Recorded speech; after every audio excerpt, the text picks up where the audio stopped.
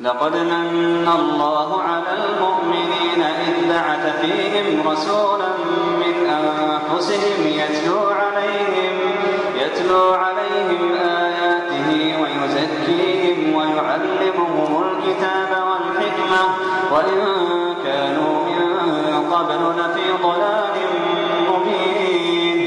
أولما أصابتكم مصيبة قد أصبتم مثليها قلتم أنى هذا قل هو من عند أنفسكم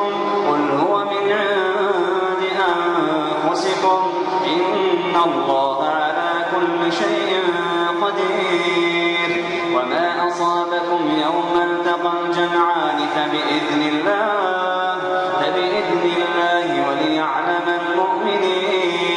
وليعلم الذين نافقوا وقيل لهم تعالوا قاتلوا في سبيل الله أو ادفعوا قالوا لو نعلم قتالا لاتبعناكم هم للكفر يومئذ أقرب منهم للإيمان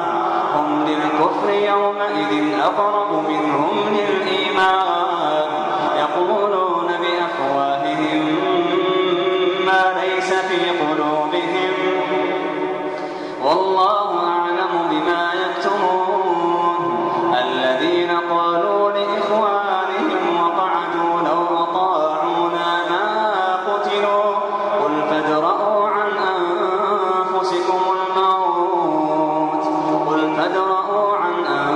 أنفسكم الموت إن كنتم صادقين. ولا تحسبن الذين قتلوا في سبيل الله أمواتا بل أحياء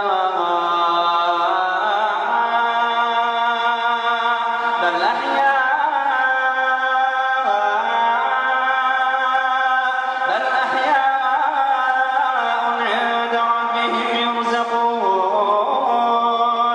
ولا تحسبن الذين قتلوا في سبيل الله أمواتا بل أحياء عند ربهم يرزقون فرحين بما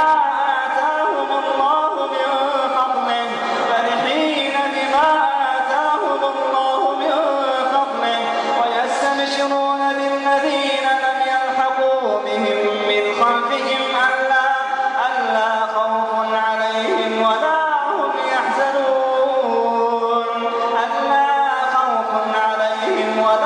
هم يحزنون يستبشرون بنعمة من الله وفضل وأن الله لا يضيع أجر المؤمنين. الذين استجابوا لله والرسول من بعد ما أصابهم القرح للذين أحسنوا منهم واتقوا أجر عظيم. الذين قال لهم الناس إن الناس قد جمعوا لكم فاخشوهم فزادهم إيمانا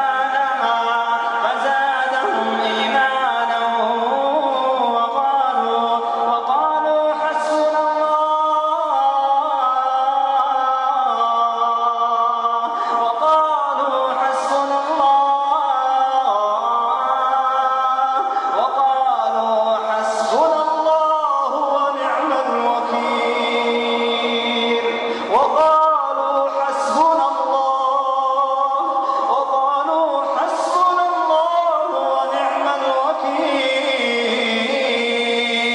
فانقلبوا بنعمة من الله وفضل لم يمسسهم سوء واتبعوا رضوان الله والله ذو فضل عظيم. إنما ذلكم الشيطان يخوف أولياءه.